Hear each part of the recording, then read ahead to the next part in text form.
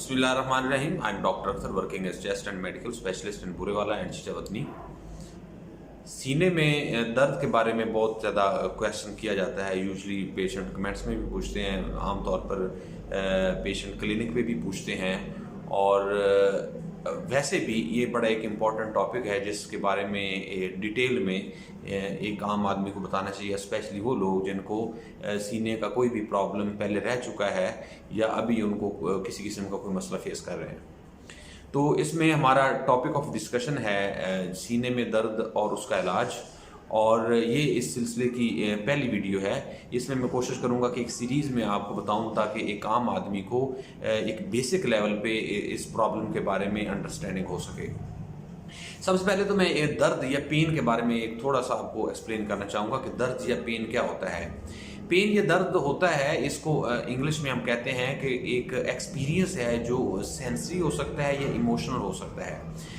अब इसमें ये क्यों डिफ्रेंशिएट किया गया उसको मैं एक्सप्लेन करता हूँ कि सेंसरी तो वो होता है कि जो ऑर्गेनिक डिजीज़ है, जिस तरह एक पेशेंट है उसको सीने में दर्द हो रहा है, उसमें स्किन की वजह से हो सकता है, उसको पट्ठों की वजह से हो सकता है, उसको लंग्स की वजह से हो सकता है, उसको एक हमारा प्लूरा होता है सांस की, ये जो लंग्स हैं उनको कवर किया होता है एक प्लूरा ने, एक कह लो कि लंग्स हमारे एक बैलून की तरह होते हैं, तो उनको जो एक कवरिंग मिली हुई है बेसिकली, उसको हम प्लूरा कहते हैं, उसकी वजह से पेन हो सकता है।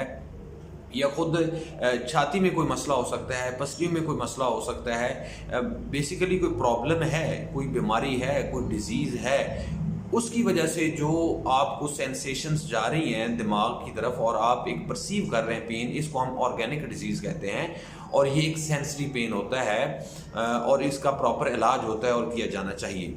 ये बिल्कुल इस तरह है जिस तरह एक बल्ब है, उसका एक बटन होता है, आप बटन ऑन करें तो बल्ब जो है ना वो ऑन हो जाता है। इसी तरीके से जब कोई ऑर्गेनिक डिजीज़ होती है इन किसी भी इसको मैं तफसील से आगे वीडियोज़ में बताऊँगा, मुख्तलिफ डिजीज़ के बारे में बात करूँगा। तो अगर एक प्रॉपर डिजीज़ है और उसकी वजह से अगर आपको फीलिंग आ रही है तो ये प्रॉपर पेन है, और उसकी हम काज को आइडेंटिफाई करते हैं, डायग्नोज करते हैं और उसको प्रॉपर इलाज करते हैं, जो कि मैं आगे बताने जा रहा हूँ। दूसरा एक होता है इमोशनल एक्सपीरियंस, ये भी एक पेन की शक्ल में होता है। ये पेन की डेफिनेशन में आता है मेडिकल टर्म में। तो इमोशनल एक्सपीरियंस में कोई ऑर्गेनिक डिजीज नहीं होती, इस तरह को प्रॉब्लम नहीं होता, जस्ट पेशेंट साइकोलॉजिकल लेवल पे पेन फील करता है, तो उसको भी पेन की कैटेगरीज में हम लेते हैं। और वो भी चेस्ट के बहुत सारे केसेस में, जिस तरह एक हमारा हाइपर वेंटिलेशन सिंड्रोम होता है, हिस्टेरिया के केसेस होते हैं, एंजाइटी वाले केसेस होते हैं। तो इन सारे केसेस में पेशेंट बताता तो है मुझे चेस्ट पेन है, लेकिन उसमें कोई ऑर्गेनिक काज नहीं होता, कोई उसकी बीमारी नहीं चल रही होती, जस्ट साइकोलॉजिकल लेवल पे होता है। तो ये भी एक बड़ा इंपॉर्टेंट चीज़ है जिसको आइडेंटिफाई करना है, जिसको डायग्नोज करना है, ताकि आप किसी को विदाउट उसकी डिजीज़ के अंदाजे से कोई मेडिसिन ना दें ताकि उसको उसके साइड इफ़ेक्ट ना हो। क्योंकि ये जो इमोशनल पेन होता है या जो मैं ये बताइए हाइपर वेंटिलेशन सिंड्रोम, हिस्टीरिया या एंजाइटी की वजह से जो पेन होता है, इसके लिए प्रॉपर एक काउंसलिंग होती है, इसका साइकेट्रिस्ट इसको ट्रीट करता है, इसका एक अपना इलाज का प्रोटोकॉल होता है। तो अगर ब्रीफली आखिर में अगर मैं बताऊं इसमें, तो वो ये है कि जो पेन है, सीने में पेन पे हम बात कर रहे हैं, तो इसमें इस तरह करके होता है कि जो पेन होता है सीने में वो ऑर्गेनिक हो सकता है ड्यू टू सेंसरी काज, या इनऑर्गेनिक हो सकता है जिस तरह मैं साइकोलॉजिकल बात की, जिसमें जो साइकेट्रिस्ट जिसको ट्रीट करता है।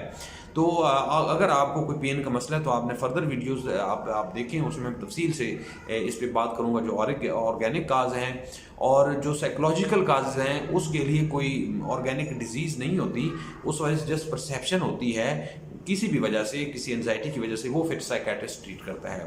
तो आपने नीचे कमेंट्स में ये बताना है कि अब कभी आपको चेस्ट में पेन हुई है तो क्या उसका वो ऑर्गेनिक काज था या एंजाइटी की वजह से थी। इसके अलावा अगर और कोई क्वेश्चन है, मोस्ट वेलकम, नीचे कमेंट्स में लिखें, मैं कोशिश करूँगा आपको उसका रिप्लाई करूँ। अल्लाह ताला आपको और आपके घर वालों का हामी नासर। अल्लाह हाफ़िज़।